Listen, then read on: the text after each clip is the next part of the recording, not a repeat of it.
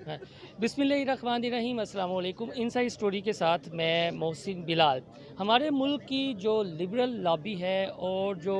पाकिस्तान मुखालिफ एजेंडे पर काम करते हैं, वो कोई भी मौका हाथ से जाने नहीं देते। अगर किसी मदरसे या मस्जिद में कुछ होता है तो वो पूरी एक कम्युनिटी को तनकीद का निशाना बनाना शुरू कर देते हैं। हालिया लाहौर के एक मदरसे में जो वाक़या पेश आया, वो 1.5-2 साल पुरानी वीडियो थी, लेकिन तमाम मदारिस को तनकीद का निशाना बनाया जा रहा है, उलमा कराम को तनकीद का निशाना बनाया जा रहा है। तो मेरे साथ मुआविया आज़म भाई मौजूद हैं, उनसे जानते हैं कि आखिर ये सिलसिला कब रुकेगा। माफिया भाई, आपने भी वीडियो तो देखी होगी, ज़ाहिर है आप अवामी नुमाइंदे भी हैं, तो इस पर क्या कहेंगे? और जो कोई भी मौका हाथ से जाने नहीं देते, उनका मुंह कैसे बंद करेंगे? बिस्मिल्लाहिर्रहमानिर्रहीम। पहली बात तो ये है कि हमारे पेश नज़र ये होना ही नहीं चाहिए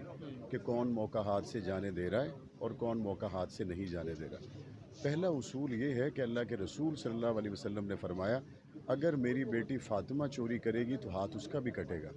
हम ये क्यों कहते हैं कि अगर पेंट कोट टाई वाले ने गुनाह किया है तो ये लिबरल के ख़िलाफ़ एक बात निकल आई, और अगर दाढ़ी टोपी वाले ने गुनाह किया है तो ये मौलवियों के ख़िलाफ़ एक बात निकल आई?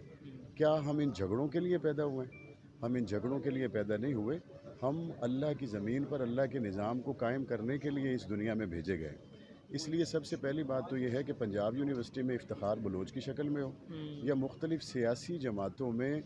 या मदरसों में या मस्जिदों में किसी भी जगह पे कोई गुनाह करने वाला आदमी हो, तो ये हमें ज़हन में रखना चाहिए,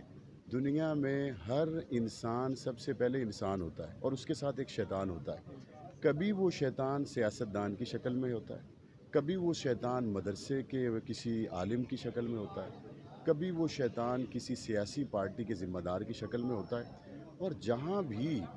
जुर्म सरजद हो जाए, बिला तफरीक उसके ख़िलाफ़ वो सज़ा जो मुल्क में मौजूद है, और सज़ाएँ सख्त मज़ीद करने की ज़रूरत उस वक्त पेश आती है जब ऐसे वाक़यात में दिन ब दिन इजाफ़ा देखने को मिलता है। तो मैं ये समझता हूँ कि कोई दुनियावी लिबादे में गुनाह करे वो बदतर है, और कोई दीनी लिबादे में गुनाह करे वो बदतरीन है। लिहाजा विफाकुल मदारिस ने जो इस हवाले से स्टेप उठाया,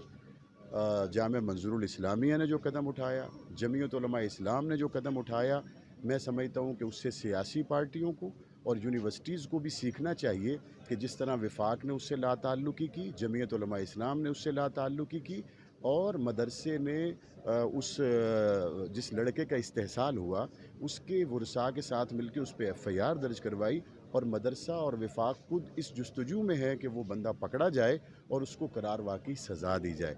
हमें इन सारी चीज़ों से निकल कर इस तरफ आने की ज़रूरत है कि ज़ैनब का वाक़या, अस्मा का वाक़या, या साबिर शाह का वाक़या, या मुल्क में होने वाले इस तरह के वाक़यात की रोकथाम के लिए हम तमाम मिलकर ऐवानों के अंदर मौसर कानून साज़ी करें। जब हम बात करते हैं कि जी फ़लाँ जगह पे इस्लामी निज़ाम के एतबार से फ़लाँ को रजम कर दिया गया, तो फ़ौरन ये जनाब आवाज़ें हो जाती, वो जी बड़ा तो जुल्म का निज़ाम है, बड़ा जुल्म का निज़ाम है। ये देखें कि जब एक आदमी को रजम किया जाता है उसके बाद कितनी इज़्ज़तें महफूज हो जाती हैं। आप कहते हैं जी हमें तो बाहर की NGOज़ ने कहा है कि आपने रजम किया और सज़ाए मौत के ख़िलाफ़ आवाज़ उठानी है, तो लिहाजा अब हम तो उससे नहीं। तो आप जिस अमेरिका की मिसाल दे रहे हैं, अमेरिका में तो दुनिया में सबसे ज़्यादा रेप होते हैं। आप यूरोप की बात करते हैं, यूरोप में तो रेप केसेस की तादाद पाकिस्तान से बहुत ज़्यादा है। हमें एक ही तरफ आना चाहिए,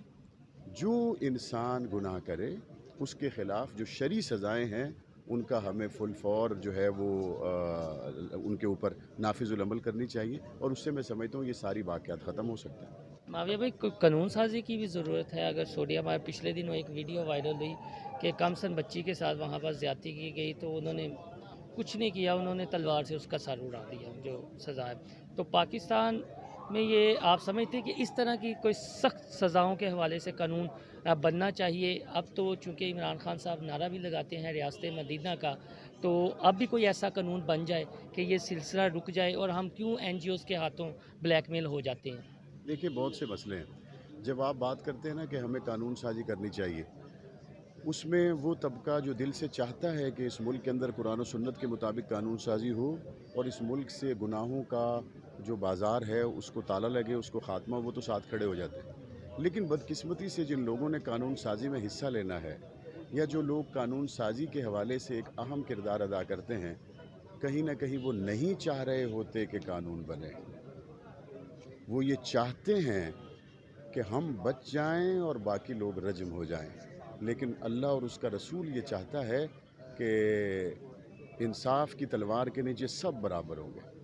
تو بنانے والوں کو جب تک یہ خوف ہے کہ خدا نخواستہ کل ہم رجم نہ ہو جائیں، کل ہماری گردنیں نہ کٹ جائیں، تو اس طرح پھر 22 کروڑ لوگوں کو کبھی بھی سکھ کا سانس نہیں ملے گا۔ ایک ہی بات ذہن میں رکھنی چاہیے، میں زمین پر اللہ کا نائب ہوں، آدم کی اولاد ہوں، محمد کریم کا امتی ہوں، اور قرآن آخری کتاب ہے۔ اس کے اندر اللہ تعالیٰ نے جو فیصلے کر دیے ہیں، ہمیں اپنے ایوانوں میں ان کی مطابق قانون سازی کی کوشش کرنی چاہیے، اور اس کے مطابق اگر قوانین بن جاتے ہیں تو میں سمجھتا ہوں کہ اس کی برکت اتنی ہوگی کہ اس سے ہمارے معاشرے سے گناہوں کا خاتمہ ہوگا، اور اس کی برکت سے اگر اس وقت کسی کے دل میں گناہوں کے خیالات تیر بھی رہے ہیں تو اس قانون کی برکت سے وہ تیرتے ہوئے خیالات بھی دم توڑ جائیں گے۔ معاویہ بھائی، لاسٹ میں جو سوشل میڈیا کے صارفین ہیں، آپ کے بھی دیکھنے والے ہیں، انہیں کیا پیغام دیں گے جب اس طرح کی ویڈیوز آتی ہیں کہ کیا اس طرح کی ویڈیوز پھیلانی چاہیے یا کوئی تعمیری سوچ کی حامل باتیں کرنی چاہیے، نہ کہ ہم بے چال کا حصہ بن جائیں؟ میرا خیال ہے کہ یہ ایک ایسا سوال ہے کہ جس کے جواب میں معاشرے کو کوسنا یا اس طرف کسی بہتری کو اس جواب کے اندر میں تلاش کر کے لاؤں تو شاید زیادہ سود مند نہ ہو۔ جو کرنے کا کام ہے وہ یہ ہے کہ